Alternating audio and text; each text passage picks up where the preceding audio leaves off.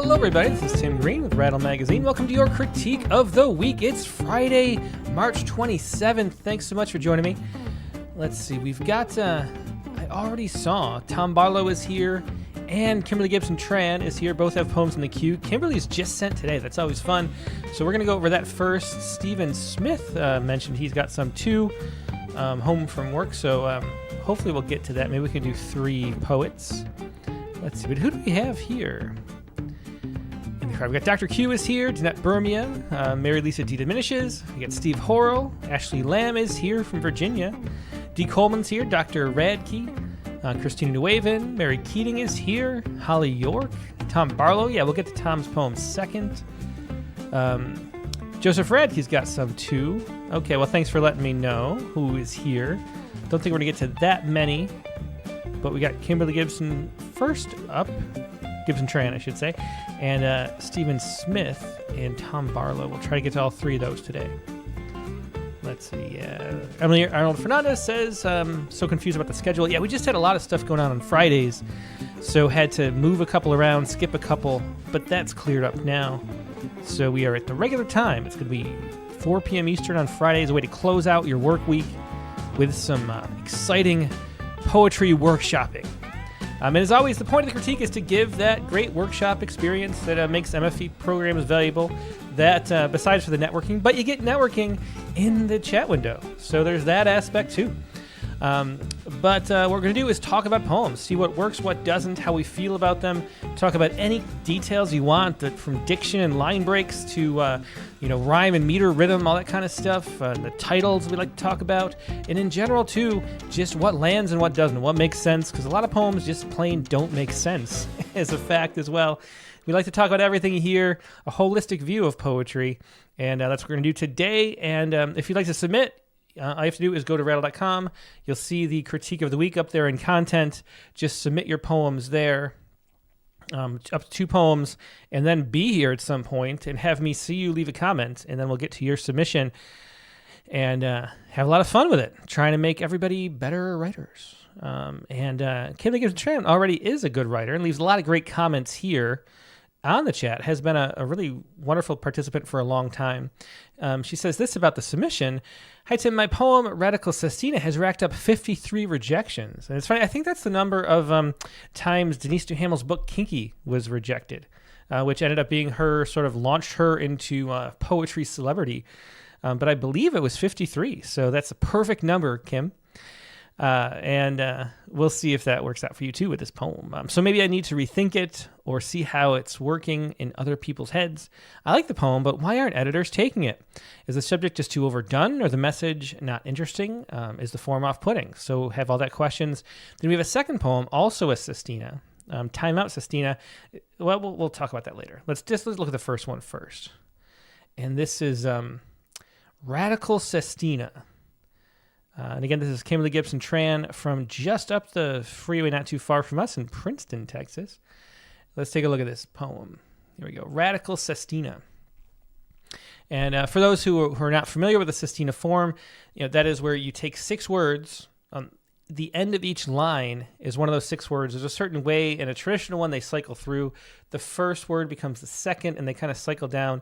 So you get all the way to the end, and you probably see it here. Yep. And then this last, envoy, however you say it, this last stanza ends up having all 6 of the words just in 2 lines. And that is the Sestina form, the traditional one, except Kimberly has made this very tight. So usually you see Sestinas are like the longest form, the longest lines, because you kind of work your way up to getting to the words you need to use in time. But Kimberly Gibson Tran here has condensed it a great deal. So let's give this a read. Radical Sestina. A grainy live stream feeds the message, boosts her status.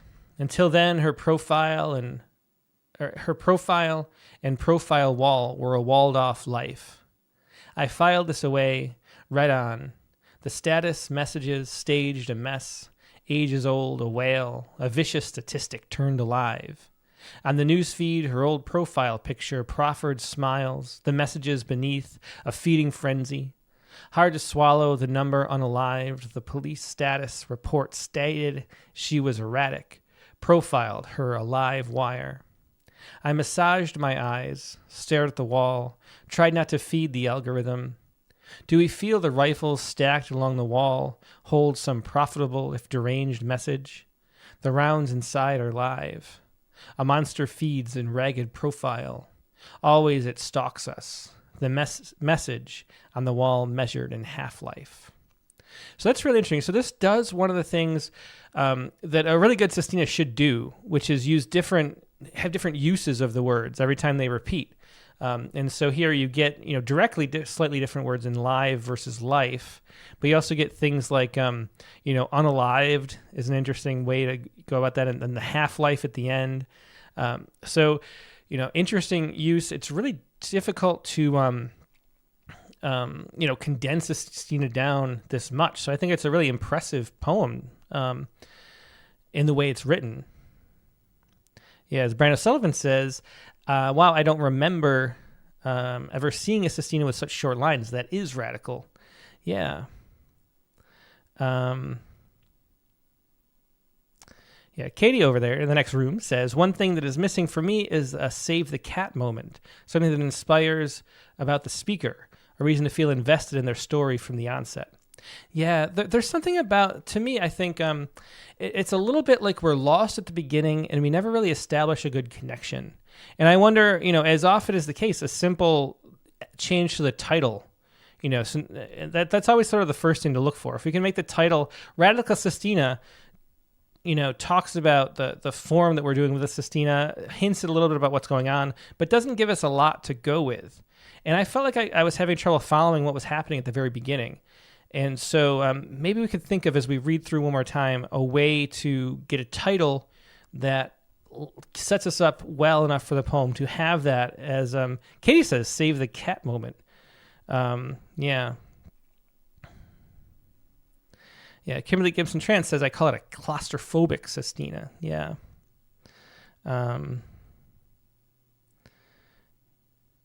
Yeah. Okay, well, let's read it again a little more slowly, and I should... my windows are getting a little too big here. Hang on. Let me shrink this down. Kind of in my own way. Okay. There we go. Oh, wait. There we go. Okay. So, Radical Sestina. Let's read it one more time. Radical Sestina. A grainy live stream feeds the message, boosts her status. And so... we're doing the thing that we sort of warn about sometimes here, where I get to the her, and I don't have any sense of who the her is. So there's no way to add an emotional energy to that. It's sort of, it comes and goes. A grainy live stream feeds the message, boosts her status. Until then, her profile and profile wall were a walled off life. So I just don't know who the her is. And so I don't have anywhere to put that, image or concept. Yeah.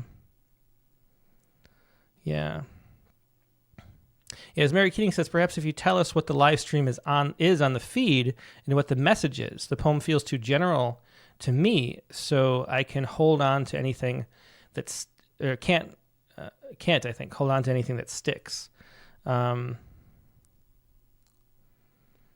Yeah. Tom Barla says, I always wonder if the editor reading the poem after poem will catch the form if I don't clue them in with a title. That's actually interesting, and I think how it works is this, although some editors, of course, are different than others, but how it is for us, for me, Katie, and Megan, I'm sure too, is, if you don't catch, there's a great experience where you're enjoying a poem, and then at the end, you're like, oh, wait, that's a Sestina. Like if the poem is gripping enough that we'll pay attention and read to the end and be sort of engaged the whole time, eventually we'll realize it's a form. You don't have to say it. I think, there are cases I've seen where, some other professors and whatnot don't know, certain forms at all, because there's really a strange, limited kind of, study of poetry that we do. If it's an obscure form, we might not realize what it is. And you can leave notes on submissions that can be helpful to read later and realize like what you're looking at if you don't know. But normally what happens is it doesn't matter if the poem is in a form or not, if it's not engaging. But then once it's engaging, you sort of pay enough attention to the poem and you look back at it, you want to read it again, and then you realize what the form is. So I think it's not really worth it to add the title for an editor's sake. For an average reader, I don't know, maybe the threshold would be a little lower. I don't know. Yeah.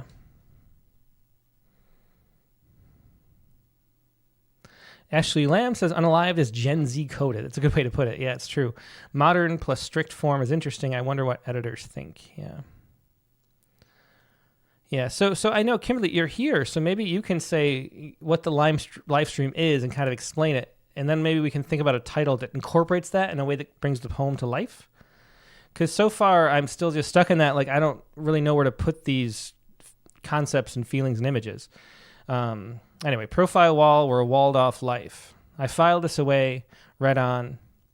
The status messages, staged a mess, ages old. So a very clever use of, like, messages like that. That's very fun.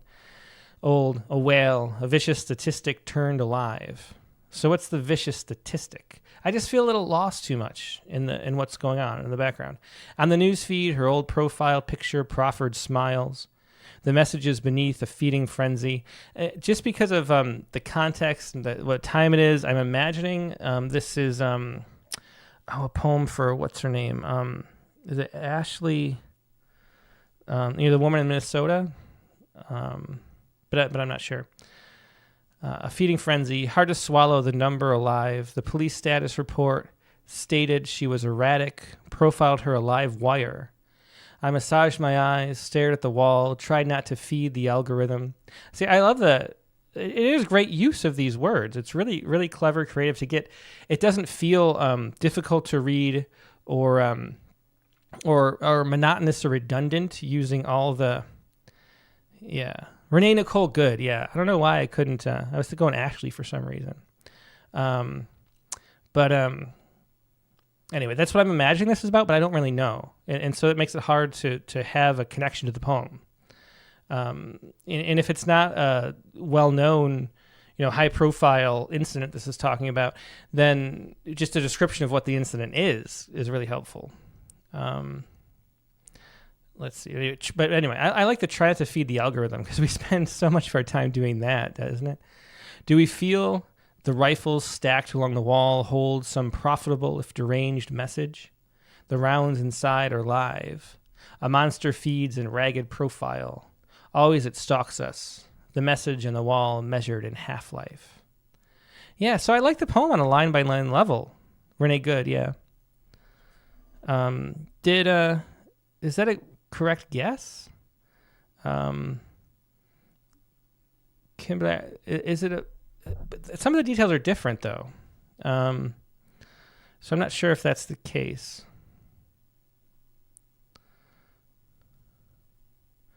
Terry Jude Miller says perhaps the rounds inside are live. Let's see, the rounds inside are live. To the rounds live. I think the problem is if you do that, if you take out the inside and just the rounds live, you end up reading it like live, and then it gets confusing. Because with a short line like that, you have to worry about just the syntactic ambiguity you might introduce. Yeah, so well-written poem, we just lack the context to have a connection to it.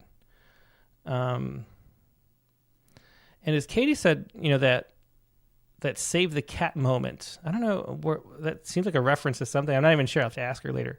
But a little bit more, if we get a little bit more somehow out of the narrator, who the I really is, if we get just a sense of that a little bit, that would help too. But mainly it's just getting the context and knowing what this is. I'm still seeing if Kimberly's going to say what the topic is or not. Maybe she's not. Emily Arnold Fernandez says, when I read she at the beginning, somehow I have a negative feeling like this is a wannabe influencer using sketchy tactics to get me to follow.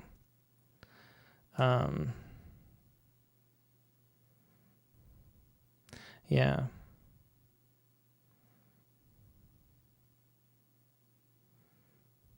Oh, Tom Barlow points this out. If it's been rejected 53 times, it's probably not current. Yeah, that's a good point. So anyway, so I'm not sure what's more to say about this because we don't know the context yet.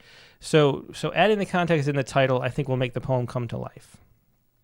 Let's take a look at the second claustrophobic Sestina. And it is here. Time out, Sestina.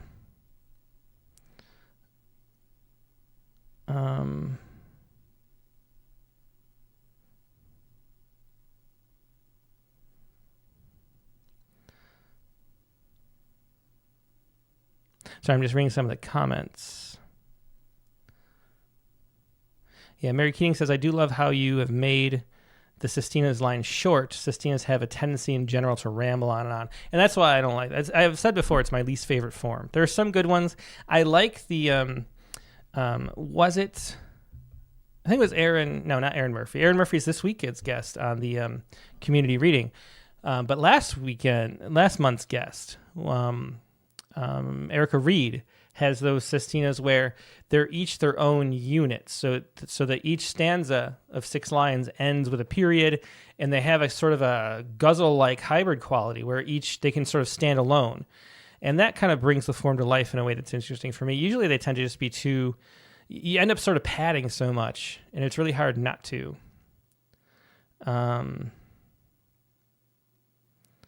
Let's see. And Katie says, I don't think the lowercase stuff is serving the poem either. It does present as less careful, even though I know that isn't the intention because it is by such a good writer. Yeah. But for reading slush, I would advise against. Yeah, the all lower caps does. It's a bad first impression. Although, one of my early favorite poets was E. Cummings, and so I personally it doesn't bother me as much, but it definitely bothers most, a majority of readers, I think, and it does give that first impression either way. Katie says, unless there's a huge reason to deviate from the standard caps punctuation, we should avoid, as doing that asks more of the reader and promises less in a way. Yep, I totally agree. Okay, let's read this second poem, Time Out, Sestina. First time and the second, my sorry face couldn't handle admitting. I didn't pass the potatoes. The clock ticked 6 o'clock. Red potatoes, salt, time. Mom spoke, asked if I wanted a second helping, and her face was my face, but placid, cocked at the angle of mask. Timing is everything. Seconds passed, in which I didn't pass muster. The surface of the gravy second-guessing. The clucks of tongues braying to me, hold out your hand. Or, come on, hand it over. The past was presenting. The time had come to face it. Everyone clocked my hesitation. The seconds long and fecund. I couldn't command the secret, cocked like a pistol, like an ass to the air, a face-down prayer, a mime. O cock's crow, second to none. Time demands us everything we asked to never face.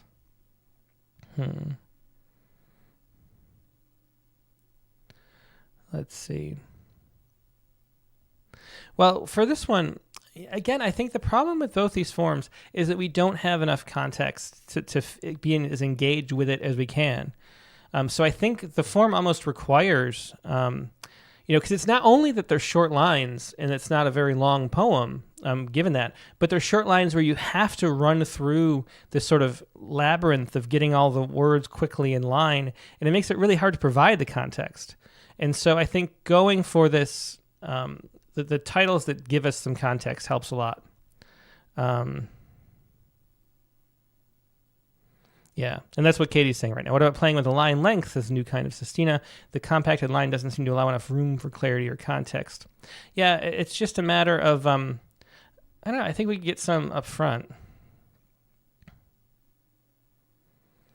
Emily Arnold Fernandez says, the way these poems are put together is so clever. Love that you're playing with this form.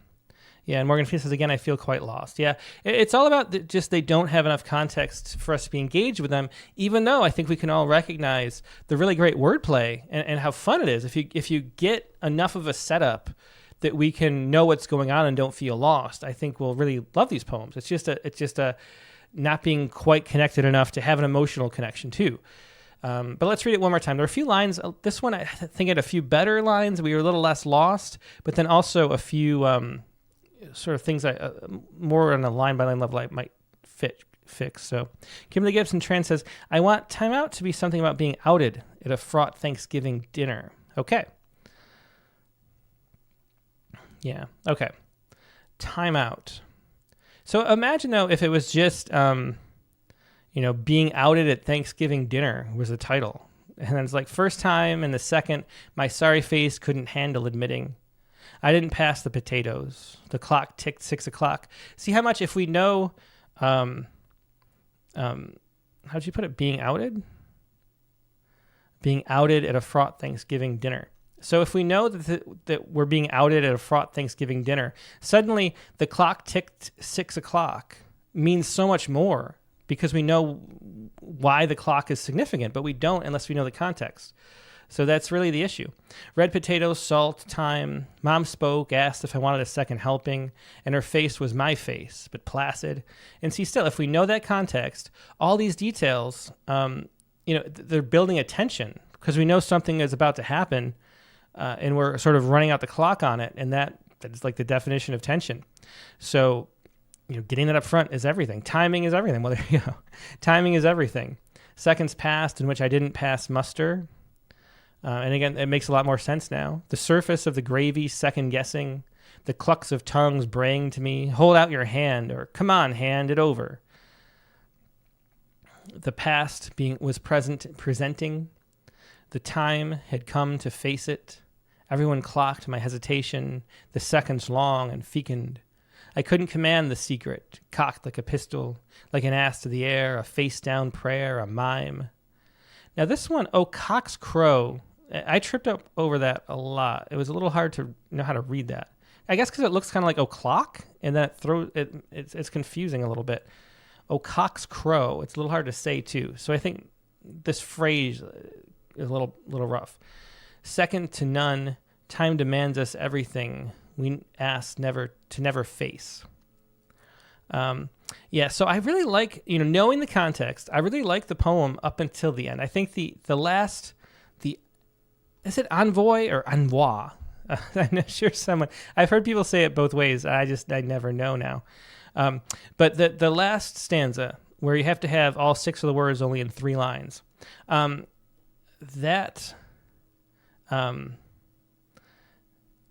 don't know, it feels too rough to me, or a little confusing, not quite right. I think I'd work on that last stanza. It feels a little bit like it's trying to summarize. It just doesn't really sing in the way the rest of the poem does. Yeah.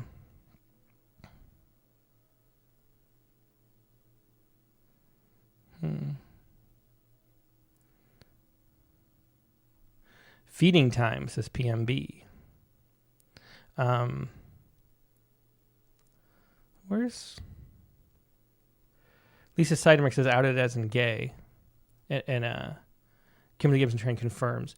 Yeah, I think with what the outing is, I think there's enough. That was my assumption, kind of, and I think that's one of those ambiguities where you don't have to say it. There's a sort of a nice a mystery to it that heightens, because the poem's not really about that itself. It's about the tension around the table, which could be other things. And I think usually we don't want ambiguity, but I think there's one case where we don't need to know that, and that makes the poem stronger, because we don't, it doesn't distract our attention from the real topic, which is the outing itself. You could read it as being outed as like a Trump voter or something. So, and sort of the same always applies throughout. Yeah. So, and really, I would just go with titles that help set up the scene. Morgan Phoenix says, I think the stakes need to be higher. Why do we want to care about the situation here? Yeah. I don't know. Just as we know, see, Birmingham says pass the potatoes. I think we need to know more than pass the potatoes. We need something like, outing myself at Thanksgiving dinner, or trying to be outed, or something like that. For that. And then I do think the last stanza, so knowing a cock's crow second to none, I get that's why it's kind of like we're already, sort of counting down or running out the clock on this thing that's about to happen, or we want to, or might, or whatever, where the tension lies. And we're sort of just repeating that. It's sort of like a moment where we tell instead of show, which the whole poem, other than that, is very much a showing, where we're feeling the tension without really talking about the tension. But here we're saying a little bit more directly that time's running out, and we've already established that. So we got to kind of figure out a better last three lines, I think. A cock's crow second to none. Time demands us everything we ask to never face. And then I'm not really sure what sense to make of that. Time demands us everything we ask never to face. I don't know. So I'd continue playing with that last line too. Emily Arnold Fernandez says, preparing to out myself at Thanksgiving. Yeah, that's the exact kind of title I think we need. Yeah. And Chelsea McClellan says, I was thinking it was more about ideologically outed, etc. Yeah, I like that it works sort of in any way. It really gets you to focus on the scene and the situation itself. Marymaid Carr, I believe it is, says, who is doing the outing? And that's, I believe, my reading of the poem is that the speaker, the narrator, wants to out themselves, but the clock's running out. Like dinner's almost over, and it's sort of a fraught dinner, as she said in the comments, and waiting for the right time and being awkward about it. And that's how it feels. I don't think someone else is doing the outing. I think it's like a self-outing, a planned self-outing where the clock is ticking, and maybe we're not going to be brave enough to get there, kind of thing. That's my reading of it. So. Yeah, and Arnold Fernandez says that last stanza is a little more formal than the speaker's voice in the rest of the poem. Yeah, it's true. And I like the directness back, and just, I don't know, we got to play with that. And it's hard to do because we have to get, in this tiny space, we have to get all those words and playing through all those words too. I mean, that's tough. So it's going to be a challenge, but I think a fun one. Okay.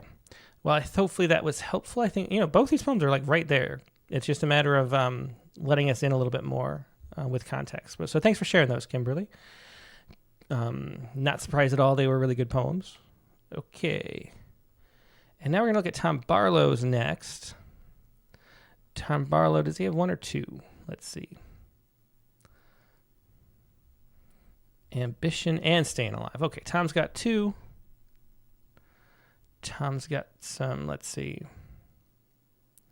Tom says, for Ambition, I wonder if the turn came too late or if it's too front-loaded. Okay.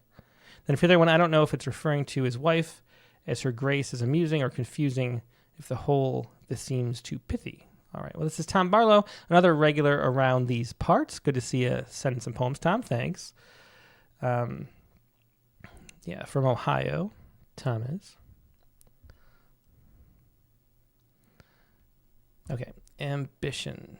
Here we go. Ambition. Drag your thumb across the line as it plays out, my father said, standing behind me, reaching around with both hands to demonstrate on my new fishing rod, his fingers light on the crank of the open reel. He flicked the tip of the rod like a horsetail, slapping for a fly, and the spoon arced toward the cattails where the lunkers are thought to lurk. I was jazzed on my 8th birthday, cane pole finally abandoned in favor of grown-up, I don't know how to say that, Fluger fishing gear. Dad next demonstrated the deliberate pace with which to reel in the line, giving the lure of beguiling life. And I wouldn't wonder for years why this was the battle he chose to measure his life by, with victories over smallmouth bass and defeats when a muskie spits his crankbait. I'm sitting in the office now at 50 on a Sunday morning, crafting a trap, not quite a con job, to reel in a little more business, the miserable challenge I've chosen to measure myself by. I think back to the meals Dad brought home with a treble perch harness, and I'm saddened that my life isn't appraised by something as tangible as a fish fillet. If Dad was still around today, we could laugh again about great-granddad Jim and the 50-pound bullhead he pulled out from the Muskingum River. the one that towed his rowboat a quarter of a mile downstream, a story that served Jim well for the rest of his life. Perhaps instead of the office, I should be sitting on some riverbank, my back up against a sycamore, whittling while I watch a bobber, my ambition throwing no shadow, while next to me my father threads a worm into his hook, as though this is the most important task of his life. Yeah. Hey, Hammett. Hammett says, nice line breaks. Kimberly Gibson Trans says some fantastic fishing words here. I said fantastic. I really like the texture the words make in this poem. Yeah, so that's the highlight of the poem. There's both an honest authenticity to the voice, and then I love words I don't quite know what they are. You know, those specific to some task, you know, some activity. I love my favorite line. I think there is a muskie spits his crankbait. Like that kind of stuff where you get a sense of the language, because language is so fun, and there's so many sort of sub-communities and cultures that have really rich access to things that we don't have. We get a little glimpse inside that linguistic landscape is fun. I do feel the poem is a little wordy. There's like a casualness to it that ends up being, like some things, as Terry Miller says, remove that before my life. There's a lot of things like that where it could be condensed just by smoothing out and streamlining the language. Let's see. Morgan Feeney says, I really love the understatedness of I wouldn't wonder for years why. Yeah. And Katie says, Katie Dozier, of course, says, what about beginning with, I'm sitting in the office window now, as a way for us to have concreteness from the start. Let's think about that. And the poem's called Ambition. So we know what the poem's going to be about, like a topic. Drag your thumb across the line as it plays out, my father said, standing behind me and reaching around with both hands to demonstrate on my new fishing rod, his fingers light on the crank of the open reel. See, I like that start. I think there's a lot of, we enter this scene first, and I feel connected there. He flicked the tip of the rod like a horsetail, slapping for a fly, and the spoon arced toward the cattails where the lunkers are thought to lurk. But see, for example, though, I think we do a lot of kind of streamlining like this. I'll just say he.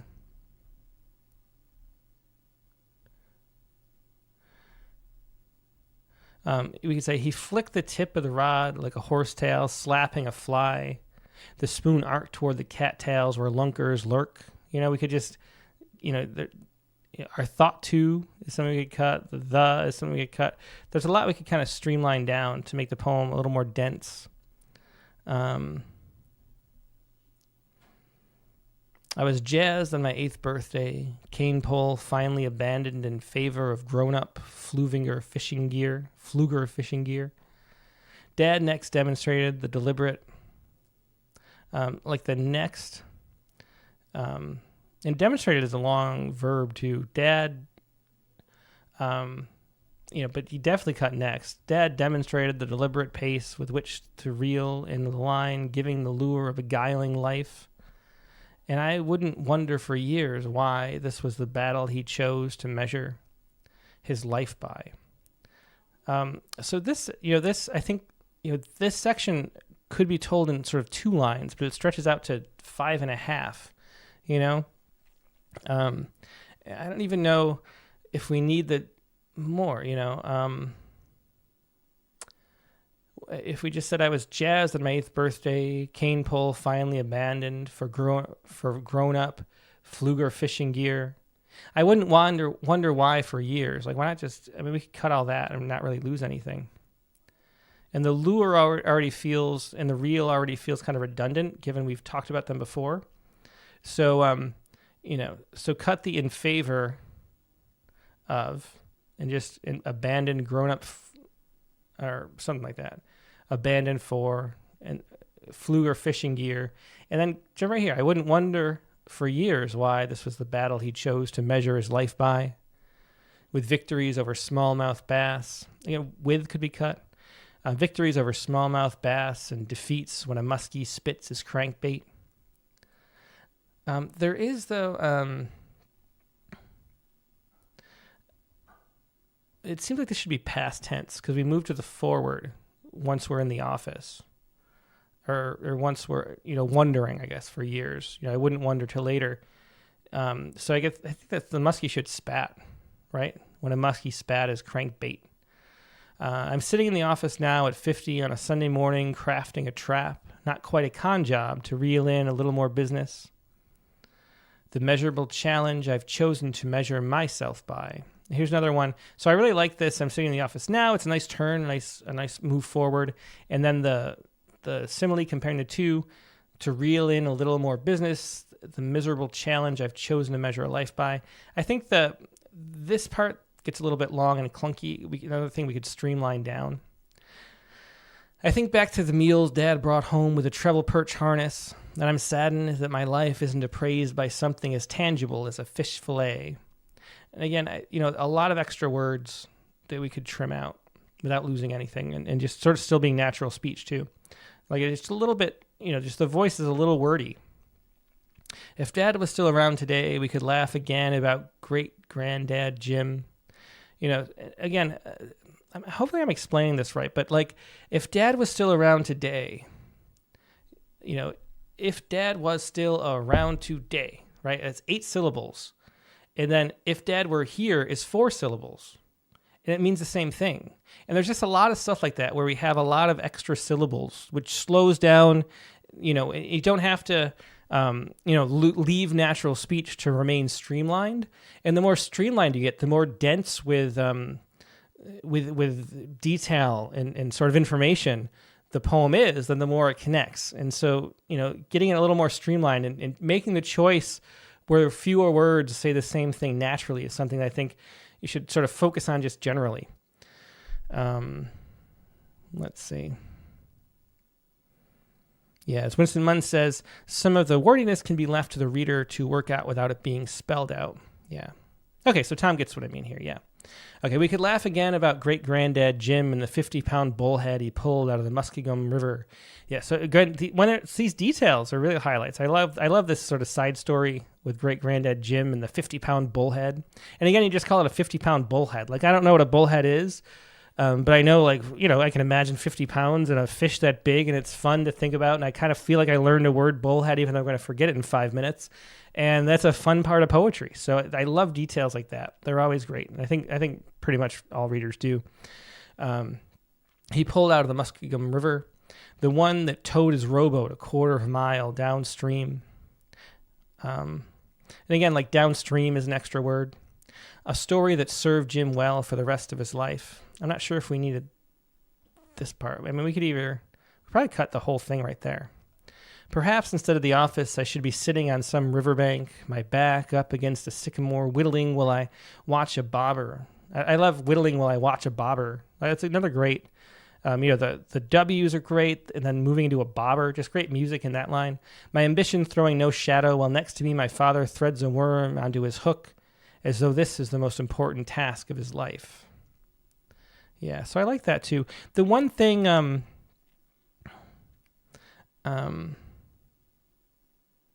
Katie Dozier said, I'd suggest going through and making a ruthless cut version where you cut everything you can, possibly even consider getting rid of. Every time I do this, I end up keeping the new version. Yeah, just to really get it condensed down and make it a really strong poem. The one sort of, there's the comparison between the office work and the fishing. One is a career and one is a hobby. And they really are different unless the father was a professional fisherman. So there's a little bit of a logical sort of a, fallacy or failure in that, and as far as I'm concerned. And I was wondering about. So I think that is something that has to be, that I would suggest at least addressing in case it's not just me. I mean, that is, like it's very different to be, you have to work. You don't have to go fishing.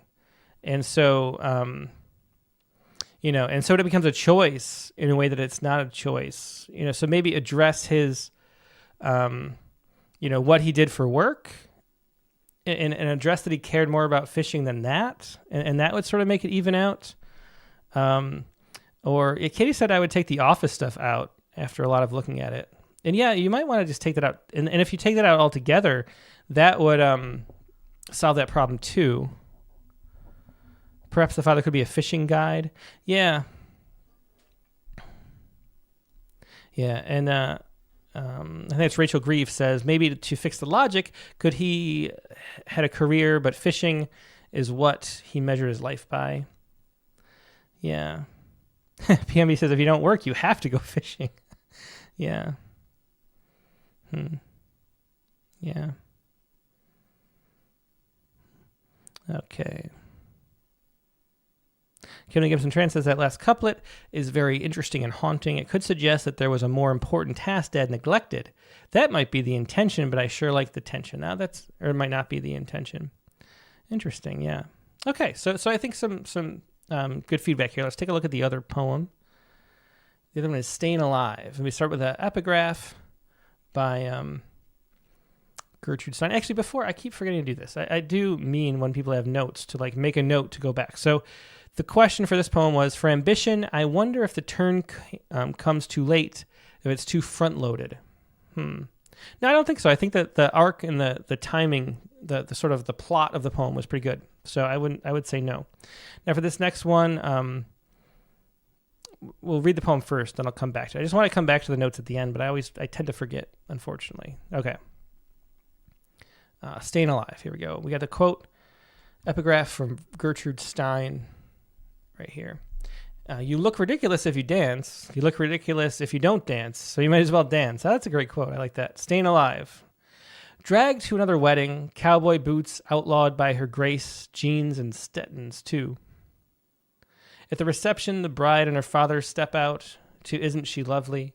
He's got steel knees, he's doing his best, and I'm the only one squelching a laugh until her grace kicks me under the table, zippers her mouth. Now I've been to enough dance halls to know I don't thrive under a disco ball, but today this doesn't matter. In issues of decorum, the decision rests in her grace's hands. Then comes a Bee Gees tune from the age of stone and our table empties. She takes my hand like a lariat, and I recognize this moment as a roundup I can't avoid, so I follow her onto the dance floor where I commence to contort to the music. I tell myself there is a consolation to my surrender, for I shouldn't need to tell her I love her for the next year or two. If she doesn't believe it now, she never will. So, right. That is Staying Alive. So, sort of a light poem. Yeah, so Kimberly Gibson Trent says, is her grace the spouse? And that's what I assume, but I'm a little bit not exactly clear. And like what that signifies is a little too much. Also in this first stanza, I tripped over just the syntax. Dragged to another wedding, cowboy boots outlawed by her grace, jeans and Stetsons too. We need some punctuation here. And most of the poem, later on we get regular punctuation. So I think we need that here too, because I tripped over, there should be commas, like maybe a comma here and a dash after her grace. Jeans and Stetsons too. At the reception, the bride and her father step out to Isn't She Lovely? He's got steel knees. He's doing his best. Again, I think we need a punctuation. And I'm the only one squelching a laugh until her grace kicks me under the table, zippers her mouth.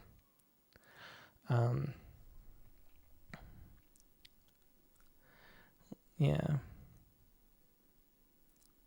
Christina Waven says, so fun. This poem made me smile all the way through. And Terry Jude Miller says, reminds me of Elaine in Seinfeld. Yeah. That's the thing, yeah. So Rachel Grieve says, I was seeing what people were thinking about this. Her grace feels negative. If that's not the intention, might want to consider that appellation. Yeah. Yeah, I just don't understand it. And that's really, it stands out a lot, referring to who I assume is the wife.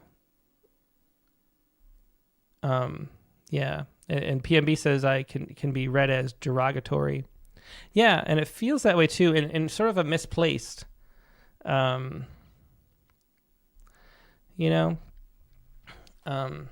know. There's a way that like some people refer to their wives as like my better half in this way that's sort of like supposedly, demure, but it's really a little insulting, and it has that feel.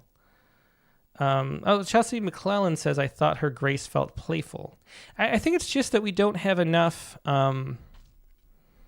don't have a sense enough of the marriage or the relationship to know, how playful that is.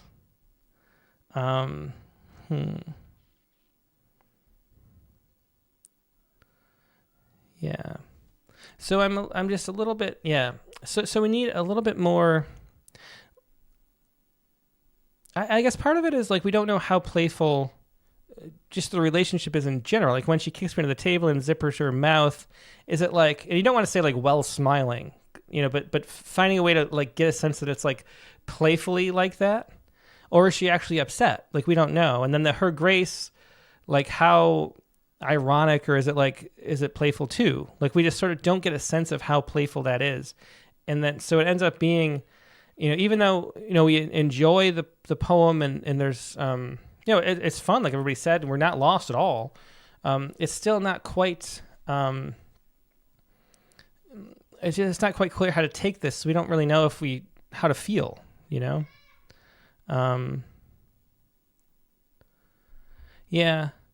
Terry Jude Miller says Ginger instead of her grace for Ginger Rogers. Yeah, maybe something like that. Like maybe some other sort of actually just the wife's name, or maybe a pet name that sort of seems, and maybe that's the thing. Maybe her grace is a kind of like pet name, like it's a playfully applied, but we just don't know how to take it, Yeah. Kimberly Gibson Trent says, I know how to feel unhappy with the speaker. Yeah. Rose Leonard says, but is that a legit critique of the poem or just our own preferences? So it's a critique of the poem in that, we don't know how to take the speaker. And so we don't have a coherent sort of emotional reaction to the poem. And that could be, Staying Alive, by the way, is a great title. We reference the Bee Gees come up, I think, later. And is that a Bee Gees song or is that a Village People song? I don't know. I'm not great with my 70s music. But either way, it fits in. And then calling it Staying Alive, there's an irony in it. It's a fun taking that title literally, too.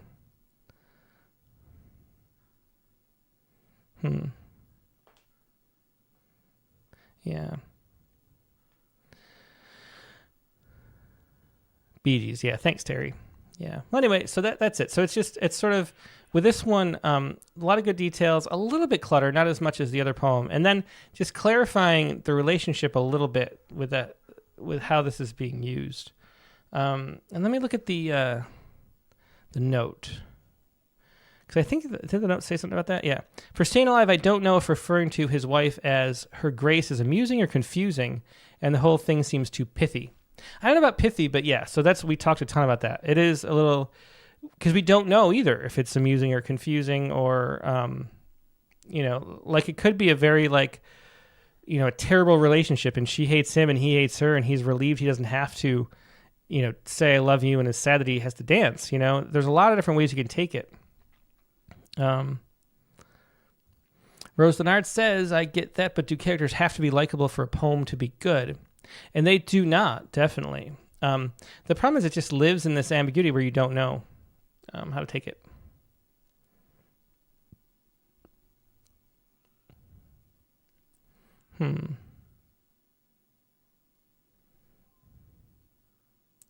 Yeah.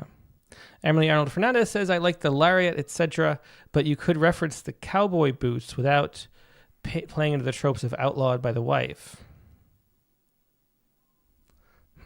Yeah. Oops, let me put this back on screen. I lost it. There. Okay. Well, I think that was some helpful feedback. Tom, hopefully. There's two poems again by Tom Barlow, Ambition and Staying Alive. Thanks, Tom. And then who was the other? It was Stephen Miller, right? Oh, no, Stephen Smith. Let's put in Stephen Smith. We have a few minutes left. We'll take a look at that too for critique. These are from a long time ago. I'm glad to get these looked at, Stephen. It's from all the way back in August. Stephen from Southern California. He's got two poems here, not too long. So let's take a look. Good set poems we got today. Here you go. Sorry. Beer pong at that girl's house back in Coral Gables.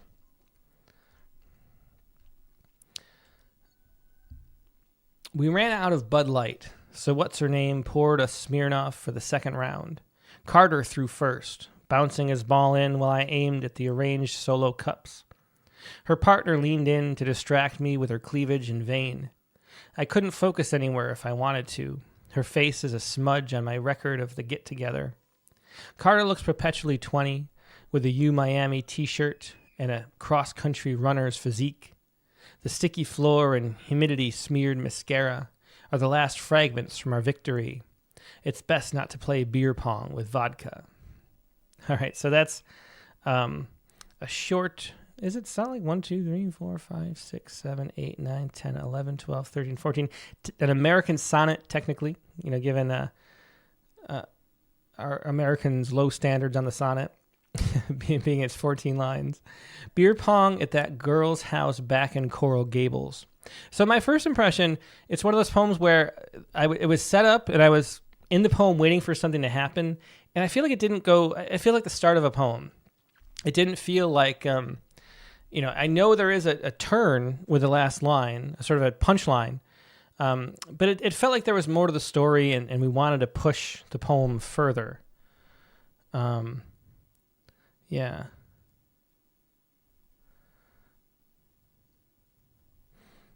Okay, so let's read it again. Beer pong at that girl's house back in Coral Gables. So it's a very good, a good contextualizing title. Like we get to know where we are. We ran out of Bud Light, so what's-her-name poured a Smirnoff for the next round. Carter threw first, bouncing his ball in while I aimed at the arranged solo cups. So far, so good. I'm very engaged with the story, waiting to see the meaning of why it was told, but I'm in the scene and I'm enjoying it. I'm part of I'm front stage paying attention. Her partner leaned in to distract me with her cleavage in vain. I couldn't focus anywhere if I wanted to. Her face is a smudge.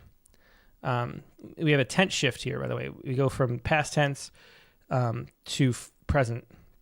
And so her face was a smudge on my record of the get-together. Well, I guess maybe that it feels that way, but it's we move to the present thinking about the past.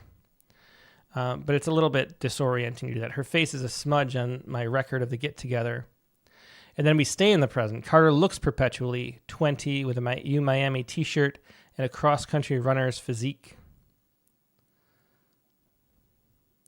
The sticky floor and humidity-smeared mascara are the last fragments from our victory. It's best not to play beer pong with vodka. Yeah. So, so as Katie Dozier says, it's missing the why, which is the heart of the poem. Yeah, it's a good setup. It just feels like it hasn't gone anywhere. And maybe there's more to the story. A lot of times it's like there's a reason you're drawn to write about the scene, like about the poem, about the memory. And then, you're sort of afraid to get that out on paper, even just subconsciously. And so you end up not doing it. And I feel like there's something behind this, but we don't know really what.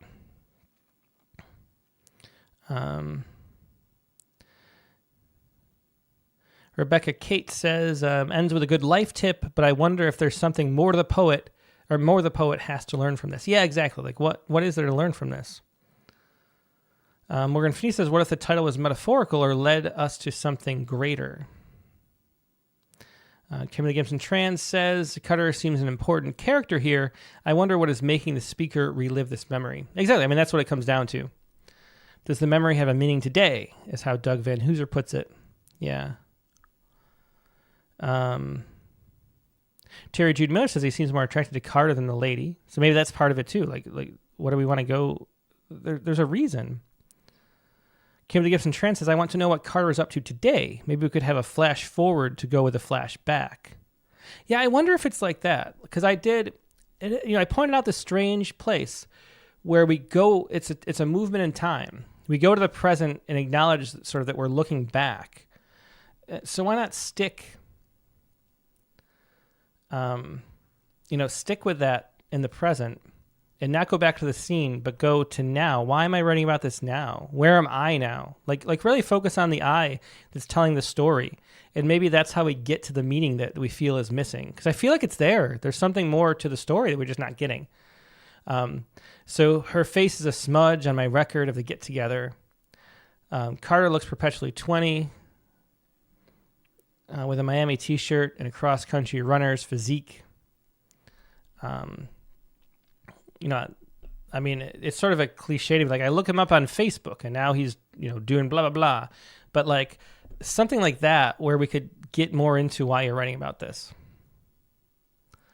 Deb T says maybe it could be a Hyben. Yeah, I mean, that's always the thing that a Hyben has that so many poems like this are missing is that leap to something subconscious that we wanted to say about the story, And sort of the great thing about the Hyben form, you could write this and then get a good haiku at the end that has enough of a leap, enough of a difference where it's sort of our subconscious speaking to why we were writing about this, and then you have a finished good poem, So that's the way to think about it. And that's why when me and Katie do this workshop sometimes, and Hyben writing, but it's about how Hyben informs all of your writing because it has the right arc.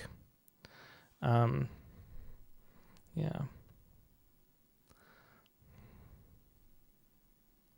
Oh, thanks for pointing this out too. Holly York says the rhyme is interesting, and it is so slanty that it felt like it.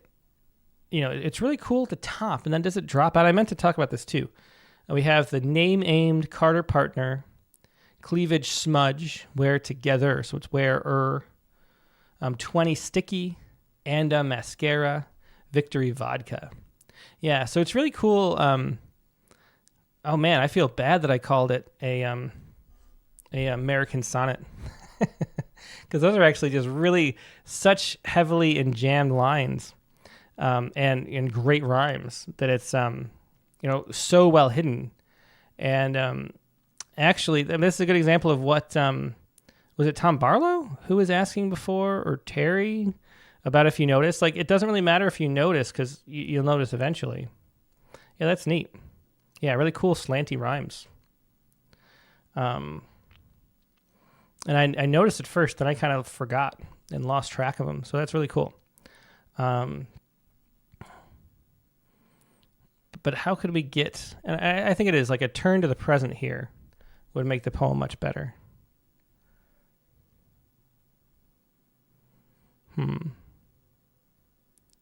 Okay. Let me take a look at the notes. See if there were any notes. First poem is my first crack at writing a sonnet. Well, very well done. Yeah, I like that aspect of it. My mind is allergic to adhering to form, so this was a struggle. I gave up on figuring out stresses, and my rhymes were loosey-goosey. See, I like the loosey-goosey rhymes. The meter, it's not metered, but I believe I have the right amount of syllables and lines at least. Yeah, so it's like a syllabic sonnet with very loose, very heavily enjammed, and very slant-rhymed syllabic sonnet, which is interesting. But that is why, personally, I'm not a huge fan of syllabics, because you don't hear them. And poetry, for me, is very audio.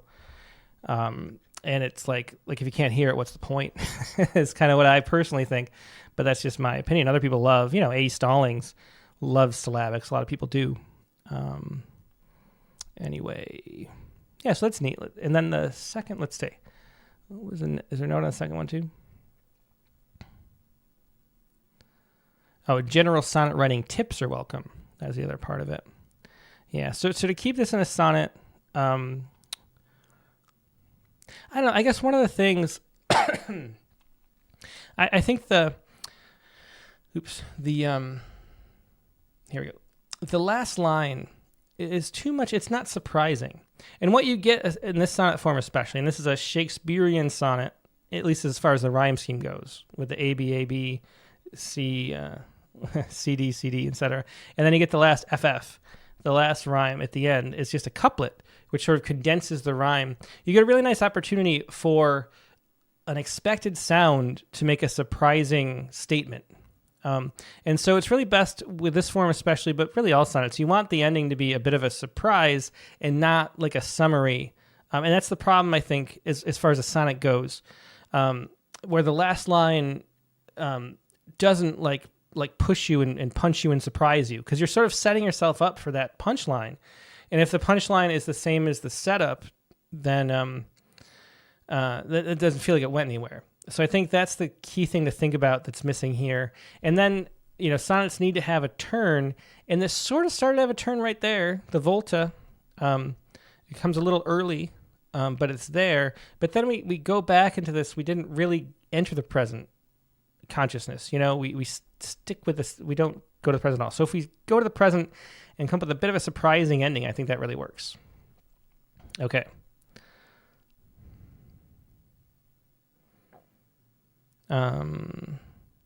Okay. Let's take a look at the other poem. And it's this, Muse. Are there two? Hang on, I think.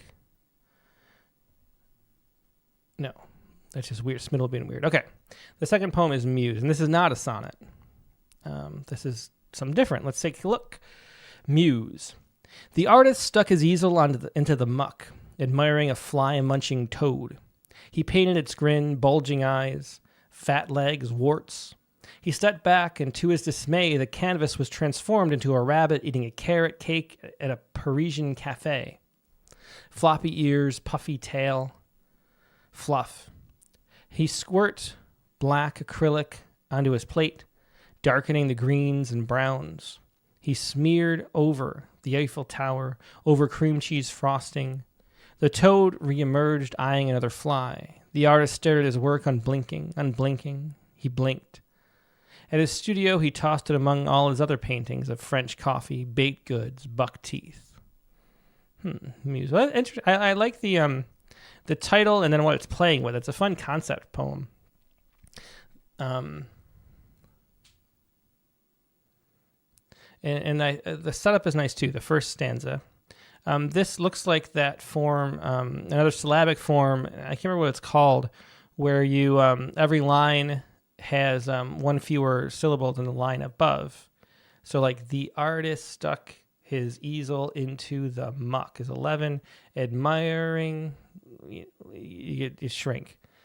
But maybe shrinking faster than that. Bulging eyes, fat legs, warts. Anyway, that is the form. But the opening stanza, sets up a nice picture. The artist stuck his easel into the muck, admiring a fly-munching toad. He painted its grin, bulging eyes, fat legs, warts. He stepped back, and to his dismay, the canvas was transformed into a rabbit eating a carrot at a Parisian cafe.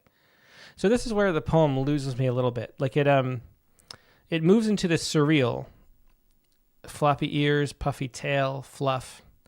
And I don't know. I think maybe because maybe it's because the first stanza is surreal in sort of one way, which is sort of like this is strange. And then it goes to a surreal in a different way where this is like magic and not real life at all. It couldn't be. And I think it's like two ways of being strange that sort of run counter to each other. You sort of set up for one type of world and you end up in another. Maybe that's the thing. Anyway, he squirts, and I think it should be he squirts black acrylic onto his palette, darkening the greens and browns. He smeared over the Eiffel Tower, over cream cheese frosting. The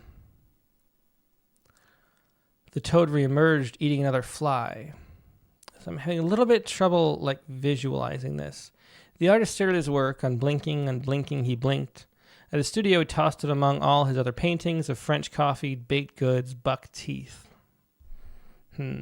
Yeah, so I really like the setup, and I just feel like it didn't go in the direction. I try to start with the setup again and just go somewhere different with it. Because I think it's a really fun, start to it, and it kind of goes off the rails a little bit. Rachel Grief says, I like the pictures in this one a lot. Maybe like the last one, not sure where it was going. Yeah.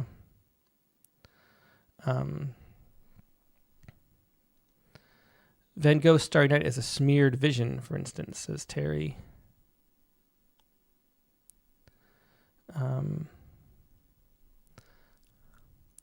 Let's see. Tom Barlow says, I'm wondering about the title.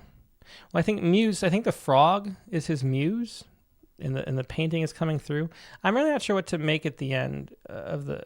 It's sort of like, I guess it's in sort of a like a gray area between like really farly surreal in a way that's interesting, or more real. Like it's in this, it's ungrounded between the two, and so we're sort of lost in a limbo between them.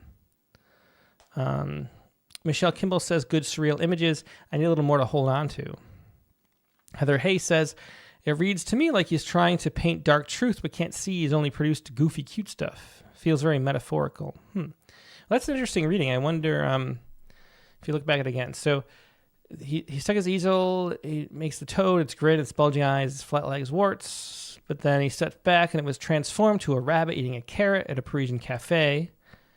And then he covers it up with black acrylic, darkening with greens and browns. But he smeared over the Eiffel Tower over cream cheese frosting, so it's the Parisian cafe. Then the toad comes out again, eyeing another fly. The artist stared at his work. I guess the unblinking he blinked, I don't understand either. So, I mean, maybe it sort of went off the rails and it's just the wrong turn. At this spot, he could do something different after he stares at his work. At his studio, he tossed it among all his other paintings. There's of coffee, baked goods, and buck teeth. I'm not sure what to make of this list.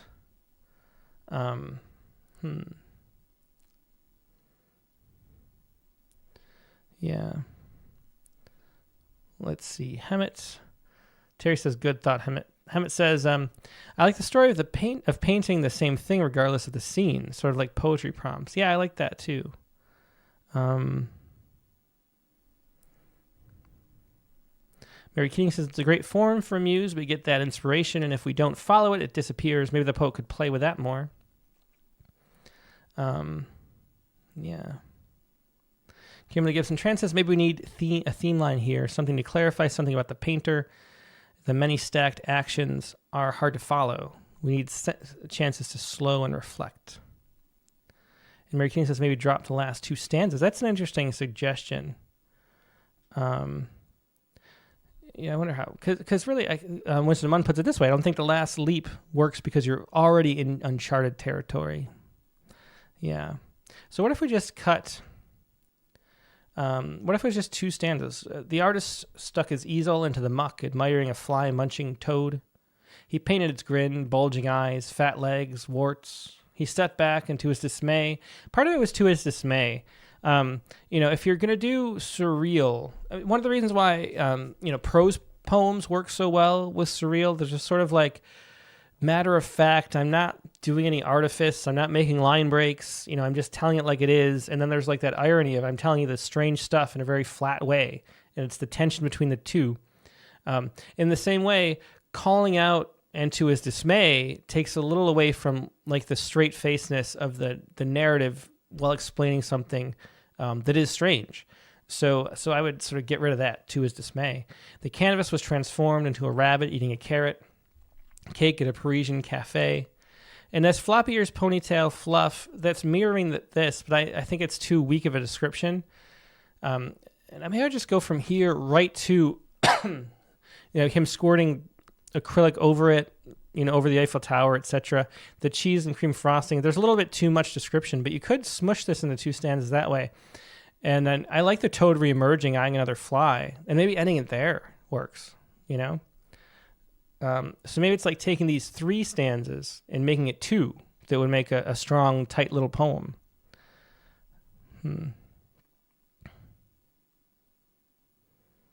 Yeah, Danette Burmia says, I'm trying to figure that out. Something about the buck teeth calls back to the fat legs and warts in stanza 1, I think. Yeah, it feels like it does, but it doesn't quite make go all the way, Okay. Well, anyway, that is my advice. I think we're up on time, but I think we saw 6 good poems, and everybody had good advice for all the poets. So thanks everybody for being here, sharing these poems. That last poet was Stephen Smith from California. We had Tom Barlow and Kimberly Gibson Tran too. So thanks to all of you for sharing your work and letting us talk about it. It's a lot of fun. Let's see. This week on the Rattlecast, the prompt. Katie's prompt is going to be... Let me pull this one up. The prompt was something about... Yeah, it was right about a time you took something more literally than you probably should have. Include as many colors as possible. That's the prompt for this week. The guest coming up this week is going to be Lori Giacchiella. So Lori is, you'll remember her from such fine poems as Build-A-Bear. From this winter's issue, she was a Rattle Poetry Prize finalist. that was one of the higher voting receiving poems among the finalists for the Reader's Choice Award. Everybody really enjoyed it. It's a long poem that explores the history of the teddy bear. That's really cool. And the reason why she gets so many details in her poems, I assume, is because she writes a lot of nonfiction. She's has a few memoirs. Her most recent book is this All Skate, True Stories from Middle Life, which is a kind of memoir too. She's got like 3 memoir-type books. She's got other books of creative nonfiction. She teaches that, I believe, in an MFA program in Pennsylvania somewhere. So we'll be interested to talk about that, about blending the genres, why poetry, why some things work one way, some things work the other. All going to be very interesting, about facts. And there's a lot of questions that come up when you're a nonfiction writer as well as a poet. We'll talk about all that and more this Monday, March 30th, the regular time, 8 p.m. Eastern, 5 p.m. Pacific. Hope to see you there. Well, I should say too, what else we got? There's something. Oh, yeah. So make sure you go to redalt.com, go up there under prompts, and you'll find the community reading, where Dick Westheimer will be hosting that, along with Aaron Murphy. That's an open reading where anybody can share any of your prompt poems this month. Find the Zoom link on redalt.com/page/prompts. Find that Zoom link and join at 7 p.m. Eastern time this Sunday. For that very fun monthly reading that Dick does.